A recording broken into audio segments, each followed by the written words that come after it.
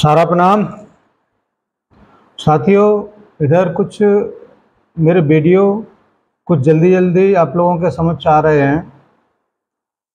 ये कारण है कि बहुत सारे लोगों के फ़ोन, बहुत सारी क्वेरी, बहुत सारी चीज़ें पूछते हैं, तो एक ही माध्यम सामूहिक तरीके से बात करने का है।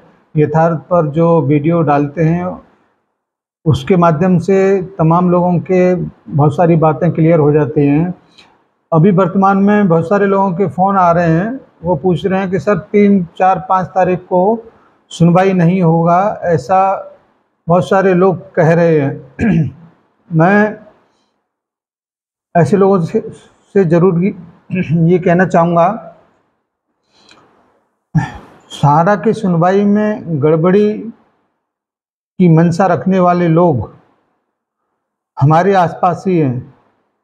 ऐसे लोगों को पता नहीं क्या मिलता है, लेकिन मैं आपको ये अवगत कराना चाहता हूँ कि माननीय न्यायमूर्ति संजीव खन्ना और दूसरे न्यायमूर्ति दीपांकर दत्ता जी की पीठ ने जो आदेश ये पारित किया है कि 3, 4, 5 सितंबर को सुनवाई होगा और मुख्य न्यायाधीश के पास इसको भेजा गया है, उनका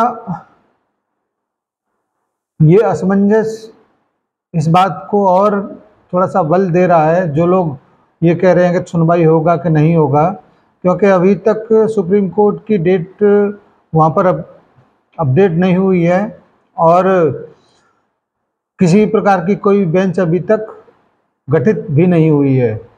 मगर मैं उनको ये याद दिलाना चाहूँगा कि पिछला जो सुनवाई हुआ उसमें किसी व्यक्ति को कोई मालूम नहीं पड़ा और बेंच भी गठित हुई और सुनवाई भी होकर ये आदेश आगे के लिए पारित भी हुआ।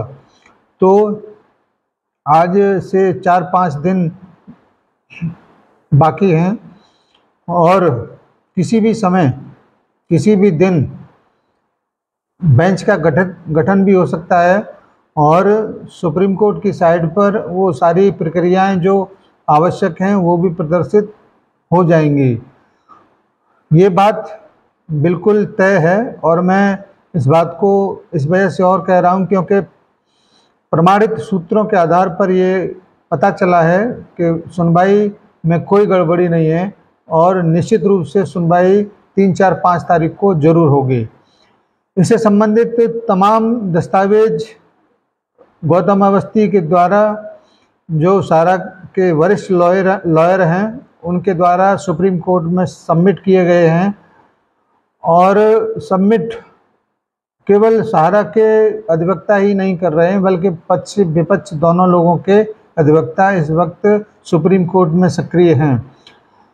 इन सारी प्रक्रियाओं से ये तो अवगत आपको हो ही जाना चाहिए कि निश्चित रूप से आपको ये सुनवाई जरूर होगी और आपको परिणाम भी देखने को मिलेंगे। मैं आपको ये आग्रह करना चाहूँगा कि 3 और 4 और 5 सितंबर में प्रतिदिन का सुनवाई का जो मामला है, ये जब भी सुनवाई होगी उसमें बहुत सारे लोग तमाम तरह की अफवाहों को आपके बीच में रखने का कोशिश करेंगे। मेरा आपसे विशेष आग्रह है कि जब तक सुप्रीम कोर्ट की साइट पर वहाँ के ऑर्डर अपडेट न हो जाएं, तब तक आप किसी भी खबर को सही न माने। वैसे हम लोग सुप्रीम कोर्ट के सूत्रों जो वहाँ पर उपस्थित होंगे उनके माध्यम से उनके संपर्क में बने रहेंगे और जैसे ही कोई प्रमाणित खबर मिलेगा आपके समक्ष से सबसे पहले लेके आने की कोशिश हम लोग करेंगे।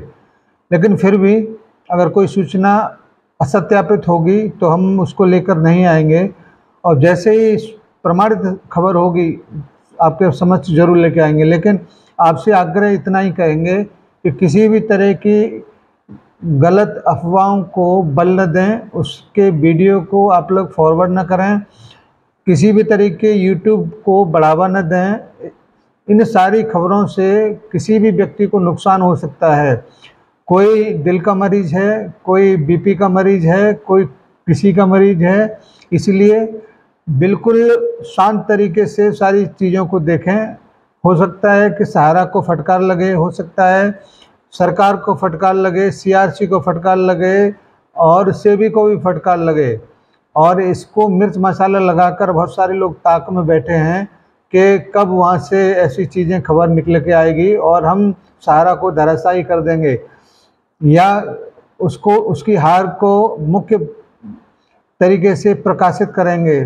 तो इन सारी चीज़ों के पीछे उनका जो उद्देश्य है, हवा को काफ़ी बड़े व्यापक स्तर पर फैलाना, अफवाहों को फैलाना, यही है और कोई उद्देश्य उनका नहीं है। उनका जमाकर्ताओं के भुगतान का या भुगतान से संबंधित या भुगतान से कोई लेना देना है ही नहीं है। उनको तो अपने यूट्यूब से मतलब है, उनको अपनी कमाई से मतलब है। मैं आपको ये ज़रूर बताना चाहूँगा कि ऊपर वाले ने चाहा तो 3, 4, 5 तारीख को हम लोग विजेता के तौर पर उभर के आएंगे और जैसे ही आपकी समस्या का समाधान होगा मैं आपको यूट्यूब पर नज़र नहीं आऊँगा। और इस बात को भी मैं काफ़ी टाइम से कह रहा हूँ, मैं कोई यूट्यूबर नहीं, मेरी कोई प्राथमिकता नहीं कि हम यूट्यूब पर आकर अपना जो भी बात करते हैं वो केवल व्यू की वजह से किया करते हैं, नहीं। बहुत सारे लोगों के हौसला बढ़ाने के लिए एक माइलस्टोन का काम यथार्थ पिछले 1.5-2 साल से कर रहा है और जैसे ही मंजिल आ जाएगी यथार्थ का वजूद ख़त्म हो जाएगा, सहारा से संबंधित कोई भी खबर यथार्थ पर नहीं आएगी।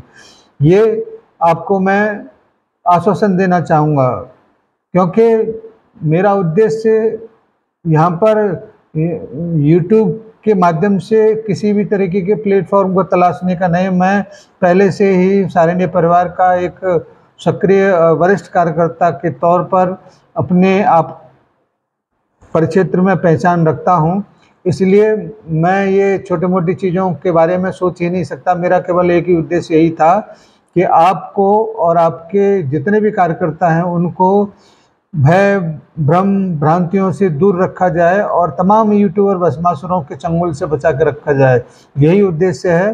और जैसे ही मेरा ये उद्देश्य पूरा होगा, सुप्रीम कोर्ट अपने फैसले को सुनाएगा, हम निश्चित रूप से यथार्थ को सरेंडर करेंगे। बहुत सारे लोग कहते हैं कि ये कमाई का प्लेटफॉर्म बना के रखा हुआ है, नहीं, ऐसा कुछ नहीं है। धन्यवाद आपको सचेत करने के लिए। बार बार हमको आपके समझ आना पड़ता है, मजबूरी है, आप लोगों की चिंता है और हमारे जमाकर्ताओं को जो असमंजस होता है उसको दूर करने का कोशिश होता है।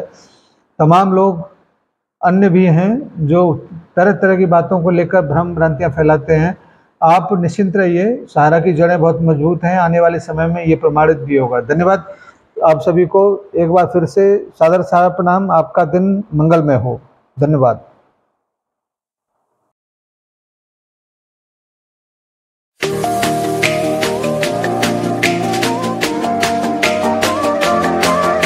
सहारा इंडिया परिवार, आत्मविश्वास की ताकत। सहारा प्रणाम।